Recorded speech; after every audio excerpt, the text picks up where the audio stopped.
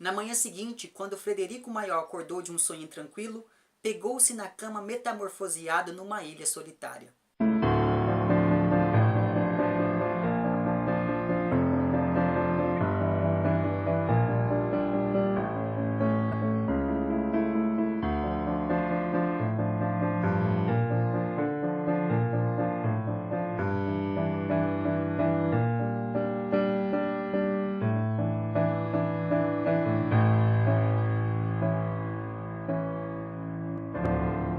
Olá pessoas, no vídeo de hoje vamos falar um pouquinho sobre A Viagem Vertical, que é um romance publicado em 1999 pelo Henrique Villa-Matas e que, apesar de ser um pouco mais antigo dentro da extensa bibliografia deste autor, já aponta para alguns temas que depois voltariam potencializados em obras mais recentes, como por exemplo o Ar de Dylan, que é um livro para o qual já tem vídeo aqui no canal, o link vai estar lá embaixo. Alguns desses temas que já vão estar presentes aqui em A Viagem Vertical são o conflito entre o pai e o filho, uma memória que pode por vezes ser inventada, a intertextualidade constante que por vezes acontece de maneira um pouco indireta, como no trecho que eu li para vocês no início do vídeo, e por vezes acontece de maneira direta, como por exemplo nos momentos em que o Villa-Matas coloca um poema de outro escritor e faz desse poema um capítulo do romance. Você tem aqui a questão da metaficção e principalmente a importância do acaso que, neste romance aqui, se torna quase uma entidade. Tudo isso nos é narrado através de uma série de recursos, como por exemplo, o humor, sobretudo numa cena em que o personagem principal aqui se encontra com um taxista que está pretendendo, enfim, dizer ao irmão que se matou. Enfim, é uma história completamente trágica, mas narrada de um jeito absolutamente bem-humorado. Então, o humor já vai estar presente aqui, o nonsense e principalmente a ironia. Todas essas marcas que estão contidas aqui neste romance depois voltariam lá em livros como o Ar de Dylan, que eu já citei aqui para vocês. Pois bem, como o próprio título sugere, a Viagem Vertical é um romance que fala de uma viagem, ou seja, de um deslocamento. Essa viagem acontece tanto do ponto de vista literal e geográfico, ou seja, é uma viagem horizontal, digamos assim, porque afinal de contas o personagem central aqui de fato viaja de Barcelona até a Atlântida, passando ainda pelo Porto, por Lisboa e pela Ilha da Madeira. Então veja que ele vai descendo no mapa da Península Ibérica, mas enfim. Mas trata-se aqui também de uma viagem metafórica, e aí você tem a ideia de uma viagem vertical, porque ela aponta para a queda, para o declínio, para o fracasso deste personagem aqui, bem como para todo esse deslocamento vertical psicológico e para o interior da subjetividade e da memória deste sujeito com o qual nós entramos em contato. Então, da união entre esta viagem que é mais horizontal, ou seja, essa viagem pelo espaço, e essa viagem que é vertical e que perpassa o personagem em si, nasce todo um impulso que aproxima e espelha a realidade objetiva e a realidade subjetiva aqui do Frederico Mayol.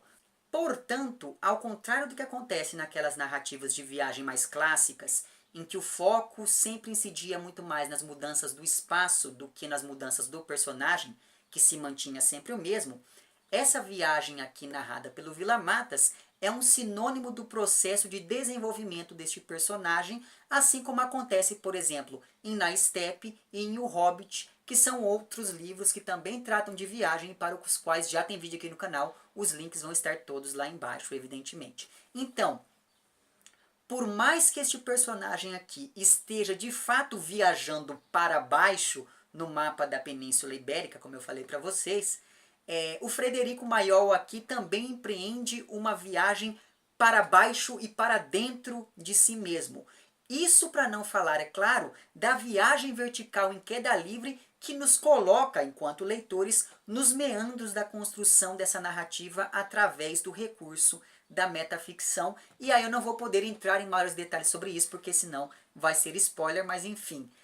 Me parece que essa questão metaficcional, ou seja, dessa ficção que se debruça sobre si mesmo, sobre si mesma, essa ficção que se mostra ao leitor enquanto tal, me parece que isso é algo frequente dentro das obras do Vila Matas. Neste sentido, então, existe uma verticalização metafórica muito grande permeando todo este romance, em que nós acompanhamos uma verdadeira odisseia ao contrário, porque não existe aqui qualquer possibilidade de retorno ao personagem central, ainda que ele seja advertido a jamais viajar para lugares que lhe são desconhecidos. Mas enfim, então veja que não se trata aqui de uma viagem circular, ou seja, uma viagem da qual depois esse personagem vai poder voltar para o seu lugar de partida. Muito pelo contrário, esse daqui é um trajeto retilíneo, em sentido único e sem qualquer possibilidade de retorno, o que aponta muito bem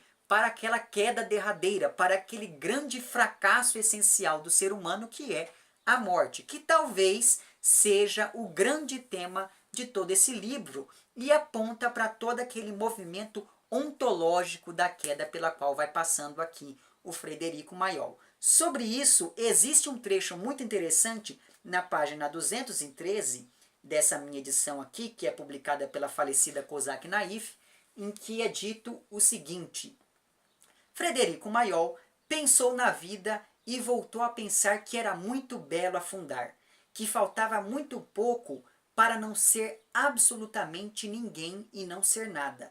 Ser um pobre velho que afundava era sem dúvida a coisa mais fantástica. Então veja que essa queda, né, essa viagem vertical, é uma viagem em direção ao nada, em direção à anulação total desse sujeito aqui, e é justamente por conta disso que eu mencionei agora a temática da morte, que pode muito bem ser encarada aqui neste romance. Então, como eu falei para vocês, o romance trata do Frederico Mayol, que é basicamente um nacionalista catalão, dono de uma seguradora importante de Barcelona e que, um dia depois de completar 50 anos de casado, recebe o seguinte ultimátum da esposa: ele precisa ir embora para que ela possa descobrir quem ela é ou quem ela poderia ter sido caso não tivesse se casado com ele. Esse enredo, essa trama central, nos é apresentada já no primeiro parágrafo do romance, em uma economia narrativa que até contrasta com toda a verborragia do estilo literário que nós podemos associar aqui ao Henrique Villa-Matas. Então isso dá até um choque inicial no leitor, mas enfim. Diante então dessa intimação da esposa, o Mayol vê desmoronar tudo aquilo que ele levou toda uma vida para construir, sobretudo porque ele pensava que o casamento dos dois era feliz. Então ele é pego absolutamente desprevenido diante de toda essa situação. Só que aos poucos, esse personagem começa a perceber que ele não era tão feliz assim há muito tempo. E na verdade, ele chega à conclusão de que ele não foi feliz nunca na vida, o que aponta para toda uma crise na família e no estilo de vida burguês, o que é uma coisa muito interessante de se pensar, diga-se de passagem. Então, depois de muita relutância, depois de muito pensar, o Mayol decide que de fato ele precisa sair ali dessa sua zona de conforto, que ele foi aos poucos construindo à sua volta. E como ele não tem nada a perder, mas também tem muita consciência de que ele não tem mais tempo para ganhar qualquer coisa nessa vida, o Mayol acaba viajando para o Porto, o que demonstra, Porto, cidade de Portugal, o que demonstra uma certa relutância desse personagem de fato, enfim, quebrar esses vínculos com o próprio passado, com a própria família, já que quando nós pensamos na imagem de um porto como lugar, nós temos ali um local onde os navios ficam atracados antes de viajar de fato. Então perceba que me parece que é extremamente simbólica e significativa essa primeira escolha do Mayol em ir para o Porto. E ao começar então efetivamente essa viagem, esse personagem deixa para trás a sua vida de casado e vira um homem solteiro. E só essa mudança, só com essa mudança já se abre todo um leque de novas possibilidades a este homem aqui, como se ele tivesse conseguido recuperar aquela juventude perdida e pudesse, com isso então, fazer novas escolhas para poder ali orientar o seu destino a partir daquele momento.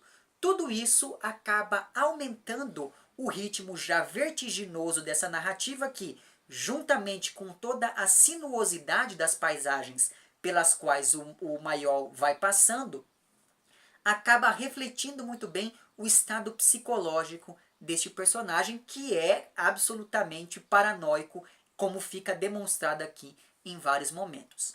Neste sentido, então, nós temos aqui um sujeito que parece um pêndulo indo da consciência que ele tem sobre a própria velhice a uma jovialidade excessiva, que acaba levando ao péssimo relacionamento que ele acaba desenvolvendo ali com os filhos, que são três. Você tem ali o Ramon, que é um sujeito que, enfim, é o orgulho do pai, o primogênito, que herdou dele ali o poder por aquela seguradora importante de Barcelona. Só que quando ele vai conversar com esse filho, ele percebe que o filho é uma figura amargurada, frustrada, que não gosta daquilo que faz, que está pensando também em se separar da mulher, enfim.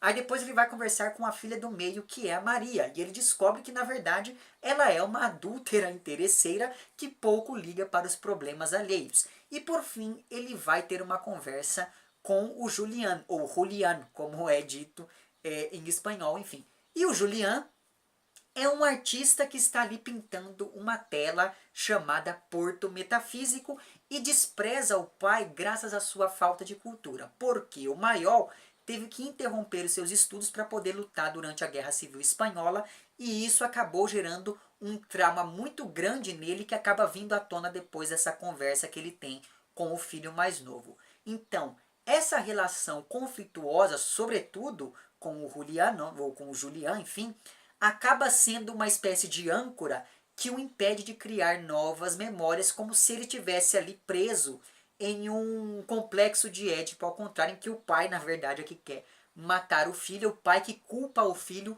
por tudo de ruim que está lhe acontecendo. E aqui nós chegamos, então, a uma outra questão muito importante na obra do Vila Matas, pelo que eu percebo, que é a relação que se estabelece entre a memória, a realidade, a verdade e a arte. Porque há vários momentos aqui em que não existe nada que separe esses vários elementos. E por conta disso mesmo, por exemplo, em alguns momentos aqui, o Mayol é confundido como um fantasma, como uma miragem ou coisa do tipo. Há vários outros trechos em que a realidade nega completamente a arte, como se a arte fosse uma forma ali de fugir dos problemas e uma forma de oferecer uma espécie de refúgio a figuras fracassados. E daí nós temos que nos lembrar que o fracasso se relaciona diretamente com essa viagem vertical, com essa queda livre pela qual está passando este personagem.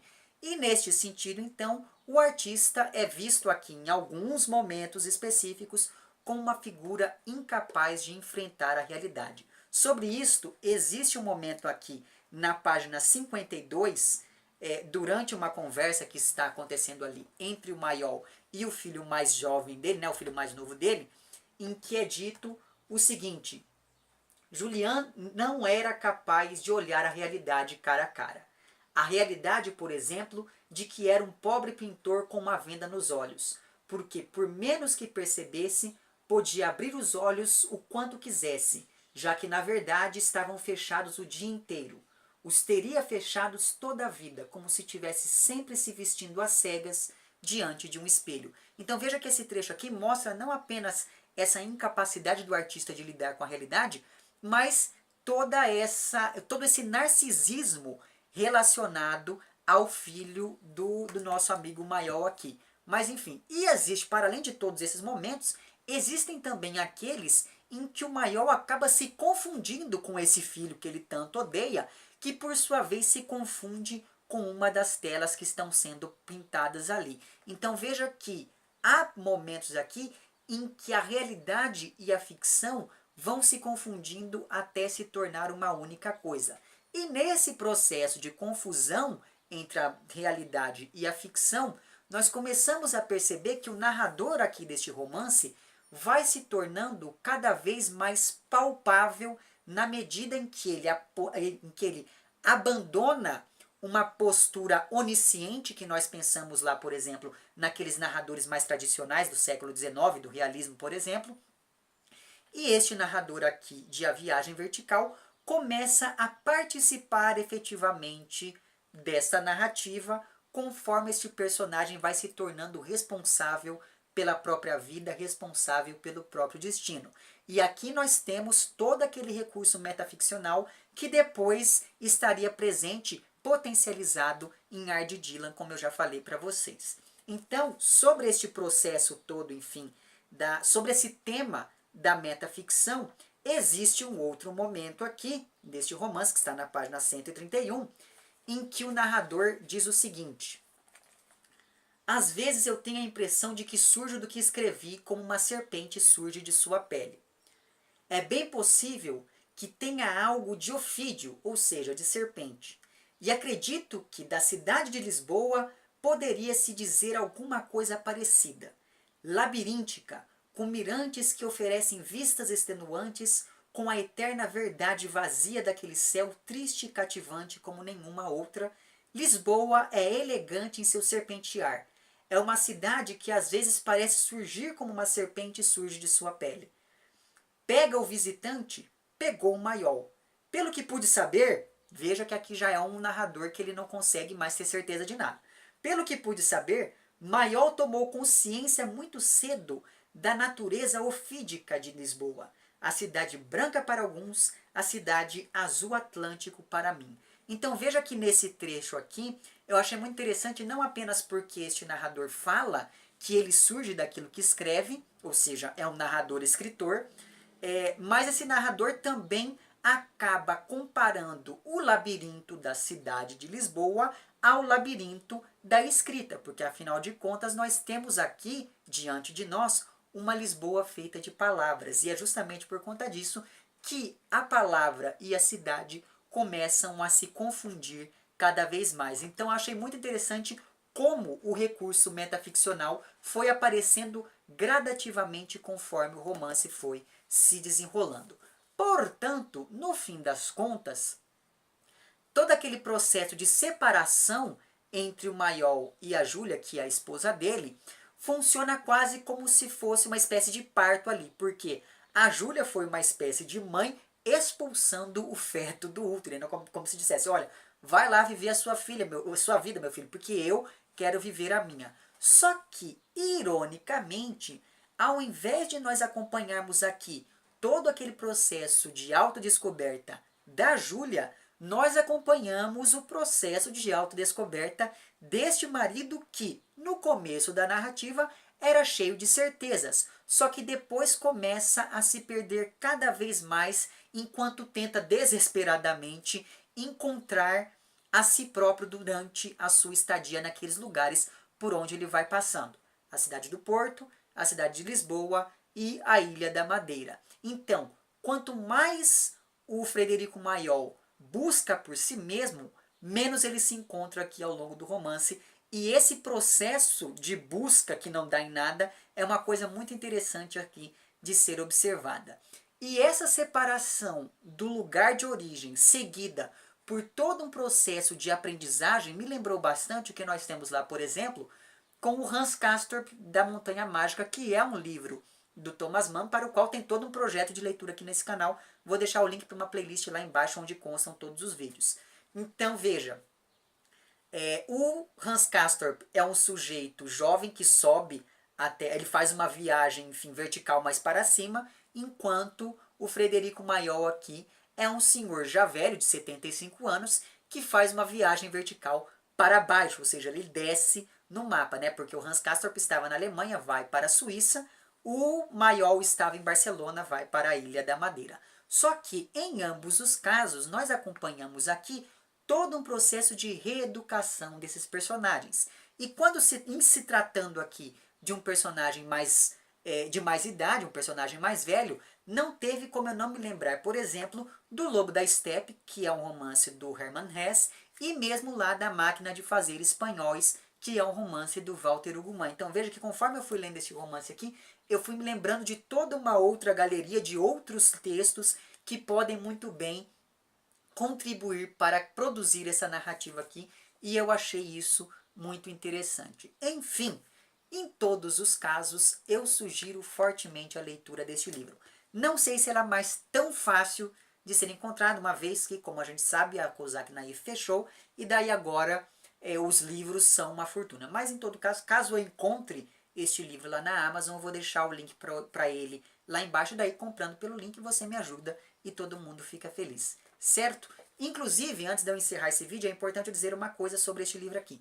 Eu sugiro até que você comece por ele, ao invés de começar lá pelo Ard Dylan, porque naquele livro, o número de referências intertextuais é tão grande que talvez isso assuste um pouco a pessoa que está mais acostumada com uma narrativa tradicional. Aqui essas referências, aqui essa questão metaficcional vai aparecendo aos poucos no romance, então talvez seja mais interessante, seja mais sensato você começar aqui por esta viagem vertical, certo? É isso então, se você gostou do vídeo, não esqueça de curtir e de compartilhar. Caso não tenha gostado, não esqueça de dizer lá embaixo porque não gostou. Se você está inscrito no meu canal, muito obrigado pela sua inscrição. E caso não esteja inscrito, inscreva-se também lá embaixo. Um amplex para vocês todos, até o próximo vídeo e tchau!